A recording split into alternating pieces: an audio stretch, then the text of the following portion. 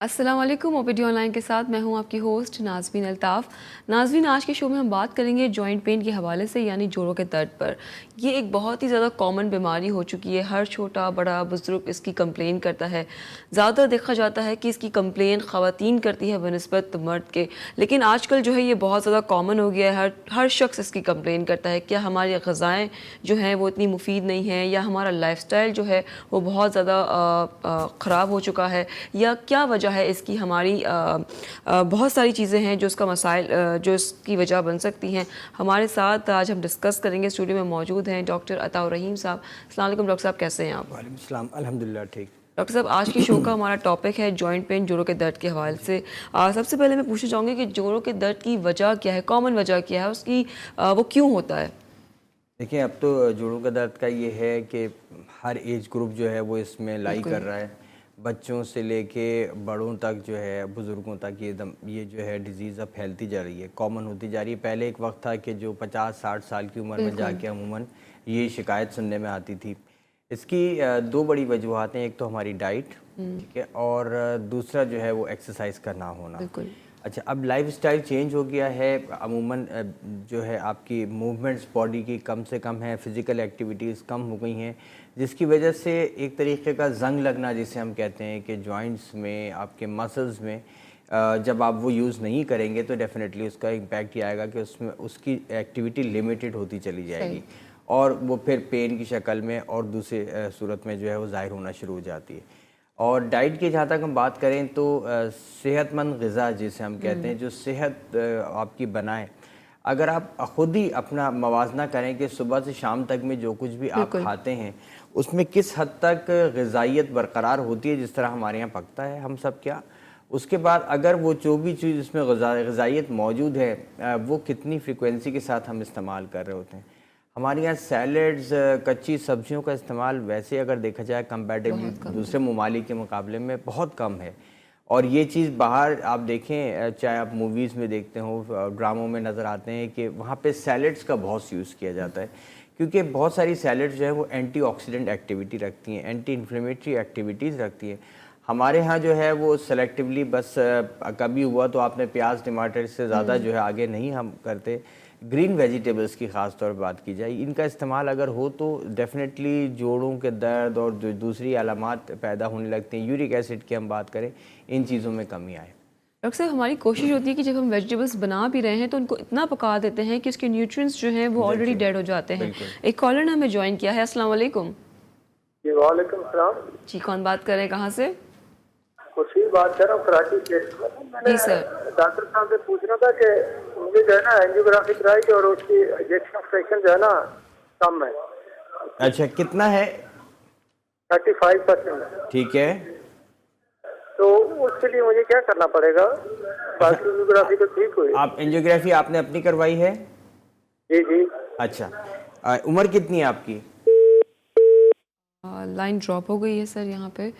वो बात कर रहे थे एंजियोग्राफी की, तो जी, जी। कंप्लीट बात नहीं हो पाई। आप प्लीज़ हमें दोबारा कॉल कर ले सकते हैं शो पर। सर, दूसरा सवाल ये है कि जोड़ों के दर्द का कोई दायमी इलाज है? जबकि हम मेडिसिन लेते हैं उस वक्त तो आराम आ जाता है, लेकिन जैसे ही हमने मेडिसिन छोड़ी पेन दोबारा शुरू हो जाता है। जी, देखिए, सबसे इम्पॉर्टेंट चीज़ ये है कि जोड़ों का दर्द जब शुरू होता है, इसकी सबसे पहली वो अलामात हम अमूमन मिस कर जाते हैं, और अगर उसी वक्त ही इन अलामात को हम पिक कर लें और इसका ख़्याल रखें तो ये नौबत ना आए जो यानी बहुत जल्दी जो चीज़ डेवलप हो बिल्कुल। जाती है। जोड़ों जो हैं वो मूवमेंट्स बिल्कुल रिस्ट्रिक्टेड हो जाती हैं, और उठने बैठने से भी लोग सही। कासिर होते हैं। सबसे इम्पॉर्टेंट चीज़ ये है कि जिस वक्त आपको सिर्फ थकावट महसूस होना शुरू हो जाए, जिस वक्त भी जिस उम्र के हिस्से में भी आपको थकावट का एहसास शुरू हो जाए, इसका मतलब आप समझ लें कि कहीं कोई प्रॉब्लम आ रही है। आपके जो एक कहते हैं ना कि नॉर्मल बिहेव नहीं कर रही है आपकी बॉडी, आपको हल्का सा अगर पेन हो रहा है या आप चलने फिरने में सिर्फ थकावट, ये इनिशियल सिम्टम्स हैं। फिर यही थकावट आगे चलकर किसी एक साइड पे, किसी एक जॉइंट में या दोनों बॉडी के जॉइंट्स में ये चीज़ इन्वॉल्व होते हुए दर्द की सूरत में ज़ाहिर होना शुरू हो जाती है। वहाँ से फिर हम थोड़ा सा सोचना शुरू करते हैं, और बाज़ औक़ात उसको भी निगलेक्ट कर दिया जाता है कि शायद ऐसे ही जोड़ों में दर्द हो गया होगा या किसी एक जोड़ में दर्द हो गया होगा। ये चीज़ आहिस्ता आहिस्ता फिर ये बढ़ती चली जाती है, और फिर ये शिद्दत इख्तियार करते हुए, जैसे इसकी वैसे दो बेसिक टाइप्स हैं, ऑस्टियोआर्थराइटिस और रिमेटॉइड आर्थराइटिस। तो ऑस्टियोआर्थराइटिस जैसे एक मोस्टली बड़े जॉइंट्स का जो है इन्फ्लेमेशन होती है, उसमें लाइक घुटने के आपके जॉइंट्स हो गए, टखने के हो गए, हिप जॉइंट हो गया, शोल्डर जॉइंट्स है, इनमें ज़्यादातर ऑस्टियोआर्थराइटिस कॉमन है। और रिमेटॉयड आर्थराइटिस की बात करें तो स्मॉल जॉइंट्स भी इन्वॉल्व होते हैं, जिसमें ये छोटे उंगलियों के भी और पैरों के भी। ये अमूमन दोनों साइड पर होते हैं। अगर रिमेटॉयड आर्थराइटिस होता है, ऑस्टियोआर्थराइटिस में ये भी चांसेस होते हैं कि किसी एक साइड पर हो। जी। और तो डॉक्टर साहब, जितनी सारी आपने बातें बताई हैं, तो उसमें ऐसी कौन सी ग़िज़ाएँ हैं जो हमें इस्तेमाल करनी चाहिए जिससे हमें आराम आ सकता है? देखिए, जैसे कहा ना, ग्रीन वेजिटेबल्स का हम यूज़ करेंगे। गोश्त का इस्तेमाल, लाल गोश्त खासतौर पर जिसे हम कहते हैं रेड मीट, उसको अवॉइड करने की ज़रूरत है, क्योंकि यूरिक एसिड फॉर्मेशन में भी वो बहुत ज़्यादा मदद करता है। तो यूरिक एसिड जितना ज़्यादा बनेगा, वैसे ही आपके जॉइंट पेन्स का सिलसिला शुरू हो जाता है, मसल्स में भी पेन होने लग जाता है। तो मीट को, रेड मीट अवॉइड करेंगे। उसके अलावा देखिए, डाइट के साथ साथ एक्सरसाइज, दोनों चीज़ें साथ साथ चलती हैं। ऐसा नहीं होता कि आपने एक हफ्ता फॉर एग्जांपल डाइट पे ध्यान दिया, फिर एक हफ्ता आपने कोई एक्सरसाइज, तो ये दोनों चीज़ें साथ हैं, ये साथ साथ चलेंगी। डाइट अच्छी होगी, एक्सरसाइज आप करेंगे। एक्सरसाइज में ज़रूरी नहीं कि हैवी एक्सरसाइज करें, नॉर्मल चलना फिरना भी अगर आप रखते हैं अच्छे तरीके से, ब्रिस्क वॉकिंग, जैसे मैं कई दफ़ा बताता रहा हूँ कि 120 स्टेप्स पर मिनट के हिसाब से आप वॉक करें। और ये वॉकिंग उस वक्त शुरू करनी है जिस वक्त आपका वज़न नॉर्मल था, आप बिल्कुल फ्रेश, आप बिल्कुल सही थे। हम अमूमन क्या होता है, ये चीज़ें उस वक्त शुरू करते हैं कि जब कोई अलामात अपीयर होने लगती हैं, तो हमें टेंशन लगती है कि ऐसा कुछ हो रहा है, तो शायद हम, अगर आप रेगुलर एक्सरसाइज अपनी ज़िंदगी का हिस्सा बना लें, तो ऐसी सूरत में ये जितनी भी डिजीज़ होती हैं, चाहे आर्थराइटिस हो गया, गाउट हो गया जिसे गठिया कहते हैं, या और दूसरे पेन या मसल्स के जो हैं प्रॉब्लम्स, ये बहुत लेट अपीयर होंगे या नहीं हो, ऐसे चांसेस भी है। लेकिन इन चीज़ों को आप, एक्सरसाइज को इतनी अहमियत दी नहीं जाती है। सिर्फ बीमारी की सूरत में, या जब आपको कोई तकलीफ हो या डॉक्टर एडवाइस करते हैं, तब आप जो है थोड़ा बहुत चलना फिरना शुरू करते हैं। डॉक्टर साहब, इतने कोई बिजी स्केड्यूल हो गए लोगों के कि वो अपने लिए थोड़ा सा भी वक्त नहीं निकालते एक्सरसाइज के लिए। जहाँ बात हो रही है जोड़ों के दर्द की, लोग पट्टों के दर्द के भी बहुत कंप्लेन करते हैं, वो क्या वजह है? देखिए, जोड़ और जो हमारे मसल्स, यानी जॉइंट्स और मसल्स एंड जॉइंट्स, ये साथ साथ हैं, ठीक है। दो बोन्स के दरमियान जो है चीज़ है वो है जॉइंट, और दोनों जो बोन्स के दरमियान जो चीज़ लिंक कर रही है वो मसल्स हैं। मसल्स का मतलब ही मूवमेंट और मोबिलिटी है। मसल्स जब स्टिफ होती चली जाएंगी, जब आपकी मूवमेंट रिस्ट्रिक्ट होती चली जाएगी, तो पट्टों में खिंचाव का जो एक कॉमन वर्ड यूज़ किया जाता है, मसल स्पैस्म, वो चीज़ बढ़ना शुरू हो जाती है। ठीक है, कॉलर ने हमें ज्वाइन किया है। अस्सलाम वालेकुम। ये डॉक्टर साहब का नंबर, मैंने जो पर्सनल नंबर चल रहा है इनका, मैंने 2-3 दफ़ा मैंने कॉल करी, लेकिन नंबर लगता नहीं कोई, या इनका एड्रेस मेरे को मिल जाए या कंफर्म नंबर मिल जाए कोई। अच्छा, क्या सवाल है आपका? जी रिजवान, आवाज़ बहुत स्लो है। थोड़ी सी आवाज़ इनकी, रिजवान साहब की आवाज़ यहाँ से बढ़ाइएगा स्पीकर से। जी हेलो। जी जी रिजवान साहब, जोड़ों का दर्द और साइड पर दर्द है बहुत। मेरी तकरीबन उम्र 55 है। आवाज़ डिस्टॉर्ट हो रही है आपकी। सर, आपका नंबर मेरे को मिल जाए तो मैं आपसे डायरेक्टली आने के लिए मिल सकता हूँ। अच्छा, आप ऐसा करें, प्रोग्राम के एग्जैक्टली अगर मैं आपको बात करूं तो आप तकरीबन 12:45 पे कॉल कीजिएगा इंशाल्लाह। जो नंबर आपको मेंशन किया गया है उसमें आप ज़रूर बात हो जाएगी।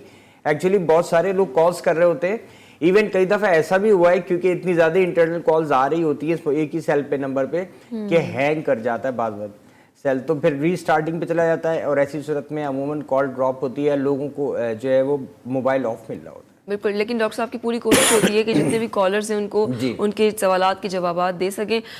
फ़िलहाल यहाँ वक्त हुआ एक ब्रेक का, बात कर रहे हैं हम जोड़ों के दर्द पर। जो भी आपकी प्रॉब्लम्स हैं, जो भी क्वेरीज है, हमारे शो में कॉल कर सकते हैं।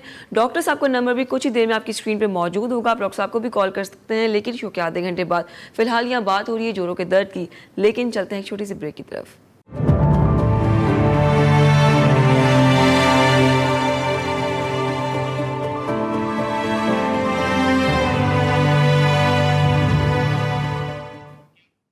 Welcome back from the break, और आप देख रहे हैं ओपीडी ऑनलाइन। मैं आप तमाम लोगों को खुशामदीद करती हूँ अपने शो में। एक कॉलर ने भी हमें ज्वाइन किया है। अस्सलाम वालेकुम। वालेकुम अस्सलाम जी, कौन बात कर रहे हैं? मैं असलम बात कर रहा हूँ, मोहम्मद असलम। जी असलम सर, क्या सवाल है आपका? मेरा सवाल डॉक्टर साहब से ये है कि मैं हार्ट पेशेंट भी हूँ और शुगर भी मेरी तकरीबन सही रहती है, लेकिन रात के टाइम जब भी मैं सोता हूँ मेरे पाँव में बहुत ज्यादा सनसनाहट हो रही होती है। बस ठीक है। इसका मतलब ये मुझे दर्द भी होता है पाँव में, और मतलब हार्ट पेशेंट हूँ, सब चीज मेरी बिल्कुल ठीक है, चेकिंग मैं खुद करता रहता हूँ अपनी। ठीक है। लेकिन जैसे ही मुझे नींद आती है डॉक्टर साहब, मेरे पाँव के घुटनों से नीचे मेरे शदीद दर्द शुरू हो जाता है और सनसनाहट होती है। अभी डॉक्टर साहब आपने बताया था ये यूरिक एसिड, जी, क्या जी। ये यूरिक एसिड तो नहीं हो सकता? देखिए तो नहीं है। जी जी एक तो ये सवाल है डॉक्टर, एक अच्छा। छोटा सा और है, एक रिक्वेस्ट जी है छोटी सी और, जी जी कि 3-4 चैनल हैं बड़े बड़े, अगर जैसे लॉकडाउन है, अब लॉकडाउन हो गया तो कहते हैं क्यों हुआ, अगर लॉकडाउन खुल गया तो क्यों खुला, सही। जबकि अभी हमने जी टीवी देखना शुरू करा, आपका न्यूज भी देख रहे हैं, शुक्र अल्हम्दुलिल्लाह अब नफ्सियाती मरीज नहीं बन रहे, लेकिन 3-4 चैनल ऐसे हैं कि लॉकडाउन खोलो, खुल गया तो क्यों खुला, समझ में नहीं आती है बस डॉक्टर। जी जी बिल्कुल आपने सही कहा। सबसे पहले जो आपने अभी पेन के हवाले से बात की है कि आपके पैरों में भी होता है, यूरिक एसिड एक वजह हो सकती है। दूसरा ये कि अगर फिज़िकल एक्टिविटीज़ आपकी कम है, मुझे नहीं पता, लेकिन अगर आप थोड़ा सा मूवमेंट कम रखते हैं, भाग दौड़ नहीं है, एक्सरसाइज नहीं है रेगुलर बेस पे, तो भी पेन होगा। तो एक तो ये ख्याल रखें, अगर आप एक्सरसाइज करते हैं और ऐसी सूरत में भी आपको पेन है, तो डाइट की जैसे हमने बात की कि यूरिक एसिड लेवल्स बढ़ सकते हैं। जो लोग गोश्त का इस्तेमाल ज़्यादा करते हैं, ये कलेजी का इस्तेमाल है या और दूसरी चीज़ें, तो उसमें ये चांसेस होते हैं कि यूरिक एसिड लेवल बढ़ना शुरू हो जाए। तो ऐसी सूरत में आप एक टेस्ट करवा लें यूरिक एसिड का, और उसके बाद ये कि आप चाहे रिपोर्ट अपने करीबी डॉक्टर जिनको आप दिखाते हैं उनसे शेयर कर लें। अगर अभी पॉसिबल नहीं हो तो आप मुझे भी कॉल करके अपनी रिपोर्ट्स और टेस्ट बता सकते हैं। ठीक है, बहुत शुक्रिया असलम साहब कॉल करने का। डॉक्टर साहब एक क्वेश्चन सबसे इम्पॉर्टेंट तो ये है कि जब भी डॉक्टर या आपकी फैमिली मेम्बर आपको कुछ एडवाइस करते हैं अच्छी ग़िज़ा का या कोई दवाई भी, लेकिन हमारे अंदर एक प्रॉब्लम है, हम उसको कंटिन्यू नहीं करते, हम कोई भी कोर्स कंप्लीट नहीं करते, पर शिकायत करते कि हमें ये शिकायत अभी भी है, हम बेहतर नहीं हुए, ये सब चीज़ें, तो ये आप ज़रा बताइएगा। जी देखिए, सबसे इम्पोर्टेंट चीज़ ये कि एक वक्त अचानक ही जो है ये जोड़ों का दर्द नहीं शुरू होता, या कोई भी बीमारी जो कि लॉन्ग टर्म चलती हैं, ज़ियाबतीस की हम बात कर लें, हाइपरटेंशन यानी ब्लड प्रेशर की बात करें, एक दिन में डेवलप नहीं हो रही होती। तो जब इनका इलाज है या इनके लिए एहतियात बताई जाती है और कोई ग़िज़ा में तब्दीली बताई जाती है, तो उसके जो असरात हैं वो भी एक दिन में डेवलप नहीं, उसमें टाइम लगता है सबसे। तो हमारे यहाँ क्या होता है कि अमूमन जैसे किसी ने एडवाइस किया या डॉक्टर ने एडवाइस किया कि आप वेजिटेबल्स और फ्रूट्स का इस्तेमाल करें, इससे आपके जोड़ों दर्द में आराम आएगा या आपको जो है ओवरऑल नरिशमेंट मिलेगा, इम्यूनिटी आपकी बेहतर होगी, तो हम एक्सपेक्ट करना शुरू करते हैं कि with in the very next day, अगले ही दिनों में 1-2-3 दिन के अंदर ये रिस्पॉन्स आना शुरू हो जाएगा, जो कि ऐसा होता नहीं है। इसमें टाइम लगता है। तो हम दिल बर्दाश्ता हो गए कि नहीं, हमने 5-7 दिन तो जो डॉक्टर ने कहा था या जिसने भी एडवाइस किया था हमने वो चीज़ करी है, हमने सब्जियां भी खाई, फ्रूट भी इस्तेमाल किए, लेकिन कोई ख़ास फ़र्क नहीं पड़ा। क्योंकि सब्जियां या फ्रूट्स, इनसे हमें मिल क्या रहा है, इनसे हमें विटामिन्स मिल रहे हैं, इसमें हमें मिनरल्स मिल रहे हैं, ठीक है, एंटीऑक्सीडेंट्स मिल रहे हैं। ये चीज़ें आहिस्ता आहिस्ता जो भी बॉडी में असरात सालों से डेवलप हुए, तो उसमें कम से कम 2-4-6 महीने तो लगेंगे। बिल्कुल। तो आप थोड़ा इसमें एक चीज़ ये है कि हमें रेगुलरिटी रखनी चाहिए। बिल्कुल। कॉलर ने हमें ज्वाइन किया है। अस्सलाम वालेकुम। हेलो। अस्सलाम वालेकुम जी। वालेकुम अस्सलाम, कौन बात कर रहे हैं? अब्दुल जी। जी सर, क्या सवाल है? मोरिया ਨੂੰ तकलीफ है, मेरे को ज्यादा देर खड़ा नहीं होया ਜਾਂਦਾ, ਚੱਲਿਆ नहीं ਜਾਂਦਾ। जी जी। अगली साइड ਤੇ पट्टां ਦੇ खिंचाव पैना शुरू हो ਜਾਂਦਾ, साह फुलना शुरू हो ਜਾਂਦਾ। अच्छा, कितनी उम्र है आपकी? 60 साल है। 60 साल उम्र। और वजन कितना है आपका? वजन 113 किलो। 113 किलो, माशाल्लाह। अच्छा देखें, जहाँ तक मुझे लगता है अब्दुर्रहमान साहब का वज़न काफ़ी ज़्यादा है। मुझे हाइट का अंदाज़ा नहीं, हाइट भी अगर आप बता सकते तो और आसानी हो जाती। लेकिन तकरीबन 5.5 फुट है। जी देखें ना, उस हिसाब से अगर देखा जाए तो हाइट आपकी बहुत आपका जो वेट है बहुत ज़्यादा है। और ऐसी सूरत में आपको जो सबसे इम्पोर्टेंट जिस पे फोकस करना चाहिए, जिस पे ध्यान देना चाहिए, वो है आपका वज़न कम करना। आप चलना फिरना जारी रखिएगा, अपनी एक्टिविटीज़ को महदूद ना कर दें इस तकलीफ़ की वजह से। क्योंकि होगा ये कि जैसे वज़न और बढ़ेगा, इन मोरों के ऊपर जो है ज़ोर पड़ेगा। कमर के जो मोरे हैं, पूरा वज़न आपके जिस्म का आधा इस जो वज़न है वो इन मोरों पे पड़ रहा होता है।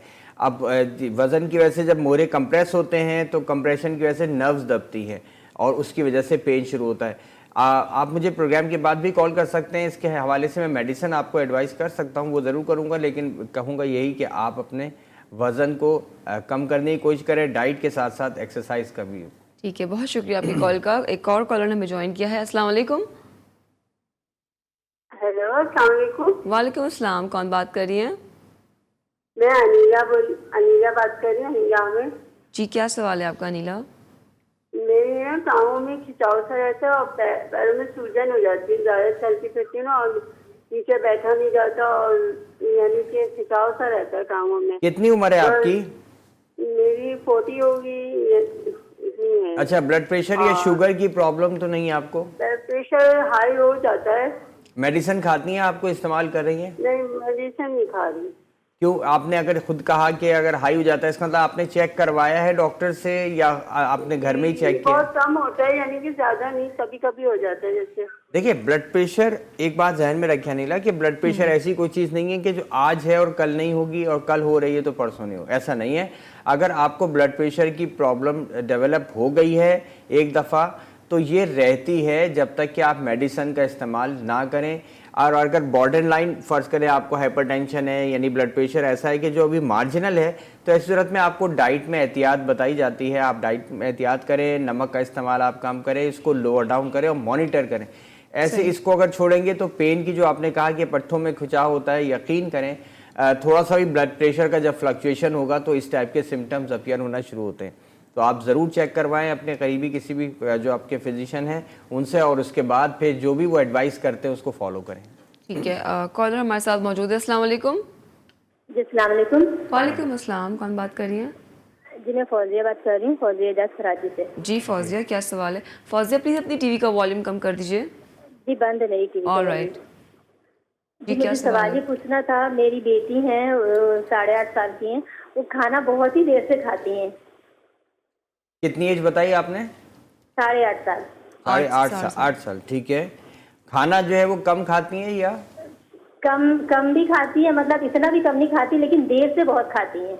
देर से मुराद आपका कहना क्या चाहते हैं? मतलब ये कि खाना जो है ना, वो घंटा, वो एक रोटी अगर खा रही हैं तो इतना 1 घंटे में खाएंगी या पौने घंटे में खाएंगी, बाकी चीजें वो सही जल्दी खा लेती हैं। ठीक है, सिर्फ रोटी के इस्तेमाल में वो थोड़ा सा टाइम लगाती हैं, रोटी चावल में, और बाकी चीजें वो माशाल्लाह सही खा लेती है। लेकिन खाने के लिए जो चीजें दी जाती है ना, खाने में मतलब जो चीजें आती है हमारी, रोटी, सालन, चावल, इस तरह की चीजें, तो वो देर से खाती है। अच्छा, जो भी चीज जितनी मिकदार में दी जाती है वो पूरा कर लेती हैं, टाइम का ही फर्क आता है सिर्फ? जी, टाइम का फर्क ठीक आता है। है। देखिए, इसमें कोई मेरा ख्याल से हर्ज नहीं है, और अगर वो ठहर ठहर के आराम से खाती है तो भी अच्छी बात है। इसको नेगेटिव ना लें, ये एक आदत ज़रूर डेवलप हो जाती है कुछ लोगों में, लेकिन इसका मतलब है कि वो अच्छे से चबा के खा, बस ये ध्यान रखें कि चबा के वो खा रही हो, ठीक है। और अगर वो चबा के खाती हैं तो ये बॉडी में अच्छी तरीके से जज्ब होता है। ये तरीका वैसे अच्छा है, यानी आप बहुत जल्दी खाना नहीं खाना चाहिए, और एटलीस्ट अपनी मील भी कंप्लीट करती है। बिल्कुल। कॉलर ने हमें ज्वाइन किया है। अस्सलाम वालेकुम। लुबना बोल रही हूँ कराची से। जी, क्या सवाल है आपका? मेरा सवाल मेरे हस्बैंड से रिगार्डिंग है। उनको जैसे वो सही है माशाल्लाह से वैसे तो, लेकिन उनका जैसे वो ज्यादा वॉक करते हैं, चलते हैं, या जरा सी भी ज्यादा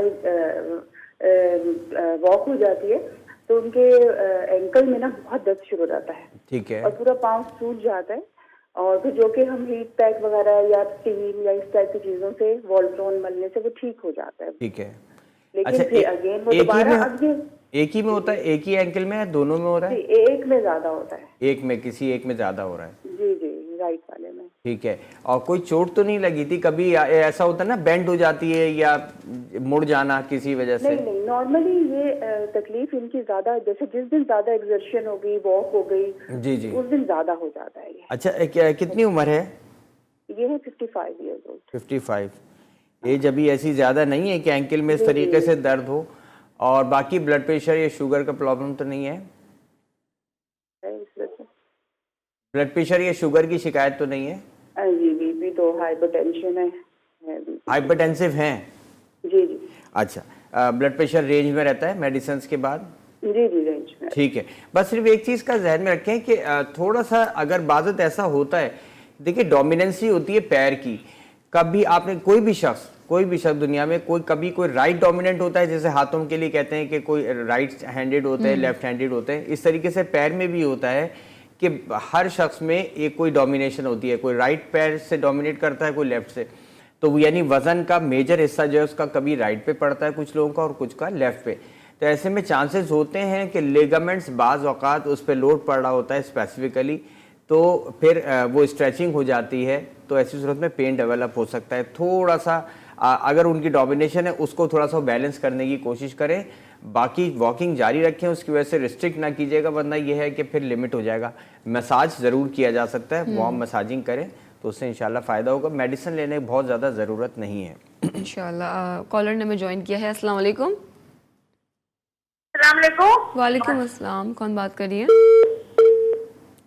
लाइन आपकी ड्रॉप हो गई, आप दोबारा कॉल कर सकती हैं हमारे शो पर। डॉक्टर साहब, बात कर लेते हैं विटामिन डी या कैल्शियम का इस्तेमाल लोग करते हैं, तो इस तरह मेडिसिन जो आती है उनसे उनके कितने फ़वाइद हैं? जी देखें, जब हम डाइट में अपनी इन चीज़ों को का इंटेक कम कर दें किसी भी वजह से, या फिर हम इंटेक तो कर रहे हों लेकिन एब्जॉर्प्शन अच्छी ना हो रही हो, तो इन दोनों सूरतों में डेफिशिएंसी हो सकती है, चाहे कैल्शियम की हो, विटामिन डी की हो, विटामिन ए हो या और दूसरी। सही।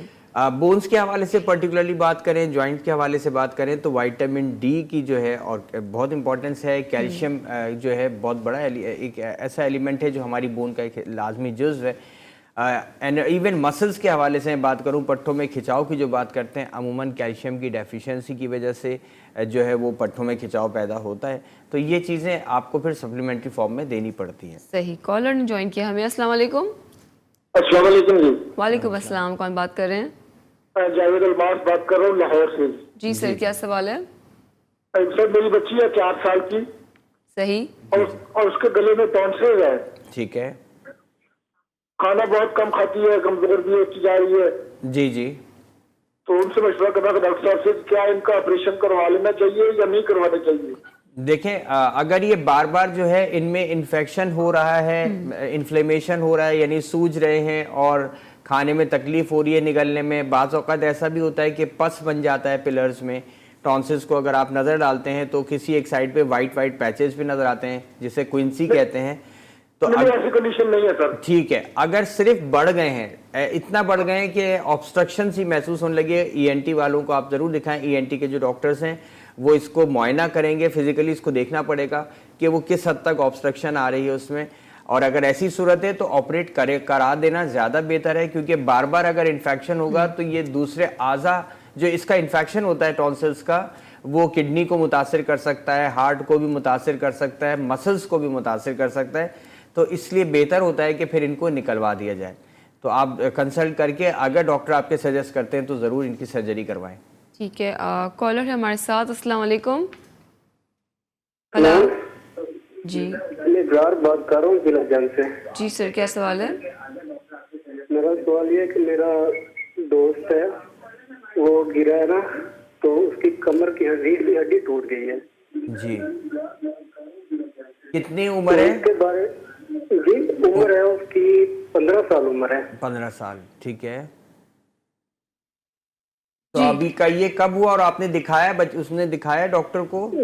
जी जी, डॉक्टर को दिखाया, तो डॉक्टर कह रहे हैं कि ना इसकी जो रीढ़ की हड्डी है वो नहीं सही हो सकती जी। तो इसे दर्द बहुत ज्यादा होता है। जी जी। तो डॉक्टर ने एडवाइस किया होगा डेफिनेटली, उनको पेन किलर्स या मेडिसिन दी होंगी जो दर्द दूर करने की। मेडिसिन दी है लेकिन उन मेडिसिन से कुछ खास आराम नहीं आ रहा। तो अभी आप मुझसे क्या चाहेंगे, मैं आपको किस टाइप की एडवाइस? देखें, बात यह है कि रीढ़ की हड्डी खुदा ना खास्ता अगर टूट गई जैसे आप बता रहे हैं तो डेफिनेटली एक बहुत बड़ा प्रॉब्लम होता है। ये रीढ़ की हड्डी इतने आराम से जुड़ती है क्योंकि ये इसमें आपको कोई सपोर्ट नहीं दे सकते। जैसे हमारे हाथ की हड्डी खुदा ना खास्ता टूटती है कोई और, तो हम एक बैंडेज से बांध देते हैं, प्लास्टर्स बांध दिए जाते हैं और इमोबाइल कर दिया जाता है। रीढ़ की हड्डी का टूटना यानी मोहरे का, इसका मतलब रीढ़ की हड्डी से मुराद मोहरे में अगर क्रैक आ गया है तो ये एक काफ़ी प्रॉब्लमेटिक होता है। सर्जन सी जो है ऑर्थोपेडिक सर्जन, वो इसको बेहतर एडवाइस कर सकते हैं कि इसके साथ क्या करना है, किस तरीके से इसको ऑपरेट करना है। नहीं, आप चाहूँगा कि आप डॉक्टर से ही कंसल्ट करें, और मेडिसिन क्योंकि वो दे रहे हैं ऑलरेडी, वो सिचुएशन ज़्यादा बेहतर समझते हैं तो वो बेहतर एडवाइस कर सकेंगे, बजाय इसके कि मैं ब्लाइंडली अगर आपको कहूँ कि आप ये मेडिसिन दर्द की यूज़ कर लें। डेफिनेटली वो उम्र के ख्याल के हिसाब से उन्होंने आपको एडवाइस की होगी, आप उसी को प्लीज़ फॉलो करें। Thank you. यस, बहुत शुक्रिया आपकी कॉल का। बात हो रही है जोड़ों के दर्द पर। हमारा जो लाइफस्टाइल है वो बहुत ज़्यादा चेंज हो चुका है, इस वजह से हमारी ये चीज़ें जो है वो मुतासिर हो रही है। डे बाय डे हमें दीगर बीमारियों का सामना करना पड़ रहा है बिकॉज ऑफ आवर लाइफस्टाइल। बहुत चीज़ें हैं जो अभी डिस्कस करनी है हमें अपने शो में। बात हो रही है जोड़ों के दर्द पर। फ़िलहाल यह वक्त है ब्रेक का। मिलते हैं आपसे शॉर्ट कमर्शियल ब्रेक के बाद। देखते रहिए OPD ऑनलाइन।